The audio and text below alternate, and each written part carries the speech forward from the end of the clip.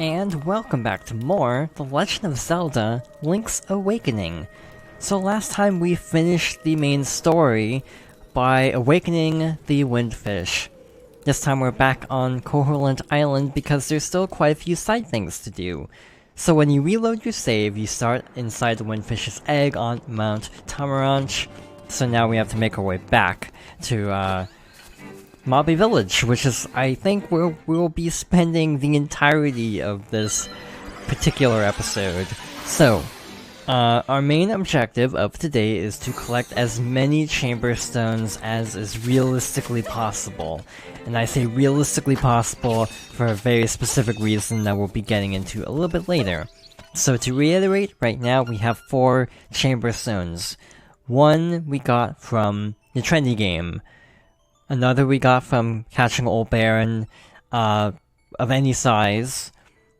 There's one from 30 seashells at the Seashell Mansion, and the last one for now was the Rapids Race in less than 30 seconds. There are a total of 14, so we're going to try to collect as many as we can. I'm not guaranteeing getting all of them on screen because of, again, reasons we'll get into in a little bit. But first stop, of course, is more fishing. We don't need to do this right away, which is good because we're not gonna get this anyway. So we need to catch Old Baron, but bigger than, I think, 60 inches. So yeah, each fish basically has like different sizes, so we need like a big variant, rather than the standard, which is like between 50 and 60. So, I don't know how long this is gonna take. At some point I might just, skip ahead. That does not look big enough, but I'll catch it anyway because I need the rupees, which again, we'll get into a little bit later. That looks like a standard Old Baron. That's gonna be like 50 something. Again, you can visibly tell which fish you need, which is nice, actually. I like it when, there's visible indicators. I think of in Sonic Adventure, where a fish can have different sizes, which is really frustrating if you're trying to do the A-rank missions as Big the Cat. Because the same fish might be like 1500 grams, or it could be 2k, and there's no real rhyme or reason to it, so I do like having visible differences between the large fish and the big variants. So, yeah, this looks pretty standard, to be honest. Maybe it is, I don't know. There we go. Yeah, that looks about normal. Lots of people say they caught Old Baron, 57.4. So we want to back out again, and just keep resetting this until we get the fish of the right size. Again, on my first playthrough of the remake, I got really lucky, and the first Old Baron I caught was a large Old Baron, so, yeah. I am clearly not getting that kind of luck again. I used up all my fishing luck on my first playthrough, clearly. And by the way, the pond glowing, doesn't mean it's gonna be the same fish every time, so it is worthwhile to try to back out and try again. We still have 1500 rupees, we're fine. But since there are no rare fish in the pond, there's no point in checking, and as a result, we're going to shift over to the trendy game. So, we need to get all of the remaining figures. The reason we didn't do this sooner, beyond, like, a couple figures just to get other things to spawn in, like, I think we got the Goomba to spawn in, like, the piece of heart or something. And that's also when we got the chamber stone here, while we were already here. So we basically need to get every figure, and also one figure is only available in post-game, so that's why we waited until now. You got a spiny figure made with real metal spikes. That seems exceedingly ill-advised. So why is it always figures that are the bane of my existence in 2D Zelda games? Cause I just remember that, like, Minish Cap and their figures in that game. This house has a lot of pedestals, so this is a great place to check. Shy Guy. Spiny, there we go. So once you place each figure, another figure will appear in the shop. So we just need to make our way down the list. And they all appear, I think, at different times. Like, some figures appear later than others. So, for example, the last figure only appears in post-game. So we have to trick this out like we did before. We're gonna move the crane all the way up and hold down the button, and right as it's about to move to the top, like about here, we're gonna actually release it. So it'll actually, the hook will close as the boo passes by. I did it too early. But that's the basic gist of this. But yeah, more figures appear as you continue playing.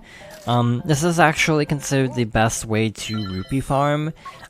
Just go for the purple rupee and the red rupee and you get a profit of 60 every time. So about here.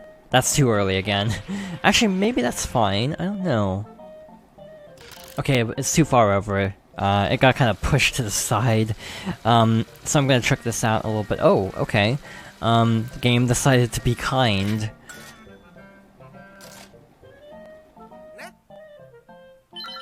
So actually, that's a really good spot for it to be in. So it's gonna push it a little bit, so I'm gonna, yeah, go for about there. Yeah, the game's physics decided to be nice to me, for once. That's a very good shape. Fits into the crane very nicely, not a lot of chances of dropping it. So that's the Boo figure. It looks oddly green tinted, and I don't know how to feel about that. You got a Boo figure. As spooky ghosts go, this one's pretty cute. I do like the designs of Boos. I don't remember if they are actually green in this game, because that would explain why it has a green tint to it. So we're putting the ghost and the spiny object in the house with the little baby, so that doesn't seem particularly like a good idea, but oh well. But as we go a little bit further in, the figures get increasingly unwieldy, and we should be seeing that pretty soon. So as we head back to the shop once more, got a Cheep Cheep. This one's not gonna be too terrible. It's a little small, so it might fall out of the crane, but outside of that, there shouldn't be too many issues with this one. I'm actually not sure where the Cheep Cheep goes. Is it also in that house? I think it is, but I don't remember. Okay, please don't fall out. But yeah, sometimes the momentum from the crane releasing causes it to go flying, which is the most frustrating thing. You got a Cheep Cheep figure. Disclaimer, cannot actually fly. I feel like Cheep Cheep's flying is a really weird concept. I know they can fly in a lot of games, it just still kind of strikes me as a little bit weird. Like, they definitely fly through the air in Mario 1. So that's Shy Guy. What's this? Pokey.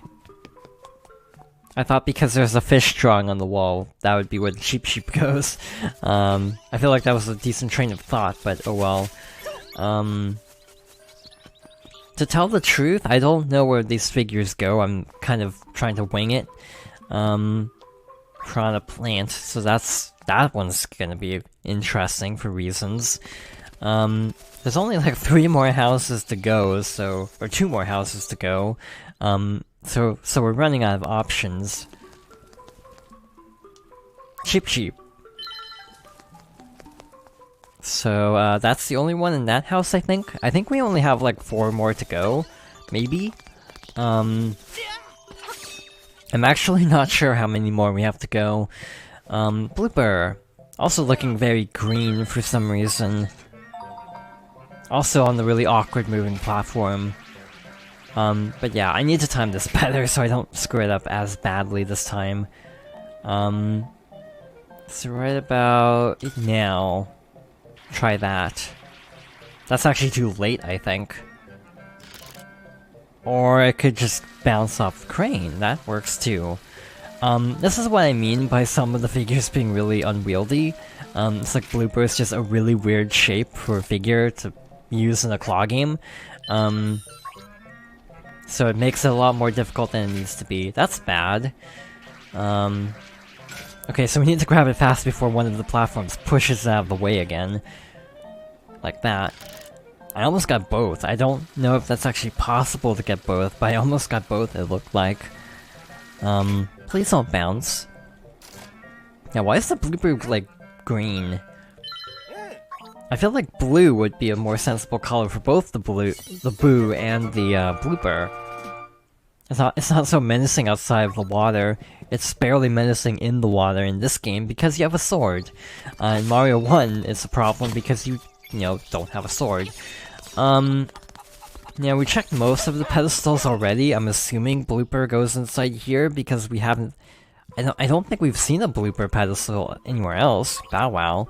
I take that back then.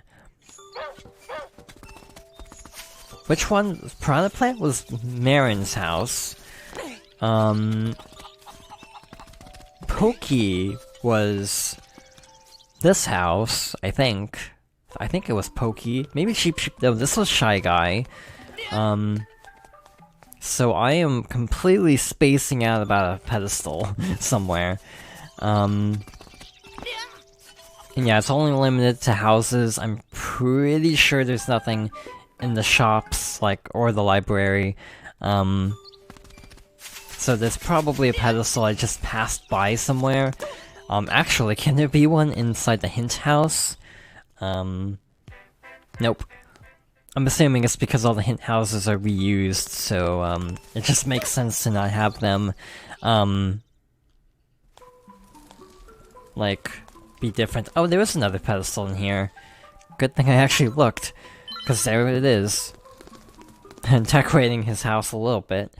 Alright, so, we're out of the easy ones, except Bow Wow. Bow Wow's not too terrible. And Shy Guy's not gonna be too bad, but next up is, well, actually, Shy Guy. I'm not sure what it is, but in this art style, Shy Guy looks actually a lot scarier than Mario. I feel like there's this gimmick in spin-offs where Shy Guys are kind of scary. I think of Mario, Tennis, Power Tennis. Power Tour is the Game Boy one, so yeah, Power Tennis. Where his ending is his mask falling off and Luigi being terrified at the sight of what Shy Guy actually looks like. Just don't ask what's underneath the mask. Good timing. So I feel like in this look, Shy Guy's scarier. In a lot of more modern Mario games, it feels like Shy Guy isn't meant to be as scary. Like, Shy Guys are actually kind of cute in a lot of modern appearances. Like, they're kind of, you know, they're obviously enemies, but like in, Paper Mario Color Splash, they're kind of portrayed as very kind of cute and comical, characters. So yeah, it's kind of weird having a Shy Guy figure in this game being like, whoa, that's actually kind of terrifying in this art style. Alright, here's where the fun begins, and by fun I mean pain. Look at that figure. Does that look like it'll be easy, to get a hold of? Well, not if I play it like that. Honestly, this and Pokey are the worst. If we can get these two relatively easily, I'll be happy. But these two are going to be awful, actually. Basically, they're very oddly proportioned. The claw doesn't even grab them very easily. It's just a bad time. Please? Okay. Look at how unwieldy this looks. Like, it could fall out at any time. And it might bounce off the conveyor belt because it's so large. Honestly, that was way easier than I expected it to be, because this one is a difficult figure to get. You got a piranha plant figure, you know, the flower that pops out of from the pipes.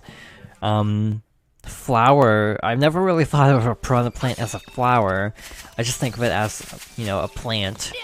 I actually forget where this one goes, to be blunt. You know me, always having to check up there. So Bow Wow goes there, Piranha Plant I think is Marin's house, then Pokey would be,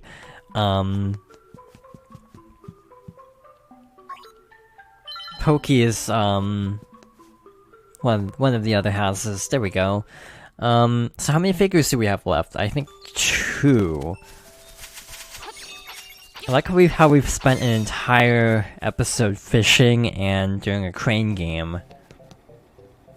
That's just how this post-game rolls, to be blunt. This one actually feels easier because it's not on the conveyor belt. Assuming you don't knock it onto the conveyor belt, in which case this becomes very difficult. Again, this is a case where the crane can't even close properly, which is a very scary looking sight to behold. Yeah, and this is why the physics are very unpopular. I want to see if I can get the rupee at least. Get a refund. Nope. It might be stuck, actually. I might not be able to get this one. Yeah, there was a chance I might have, like, locked this one up by accident. Because the crane can't go all the way down for some reason. I just need to, like, move it, like, nudge it slightly. I think I also need to put the crane a little bit higher up on the figure. So for example, more like here, rather than towards the lower segment. Yeah, that could work better. If this doesn't work, I might consider resetting the room. I almost nudged it onto the conveyor belt. That would have actually worked, probably. One more try, and then I might consider resetting the trendy game.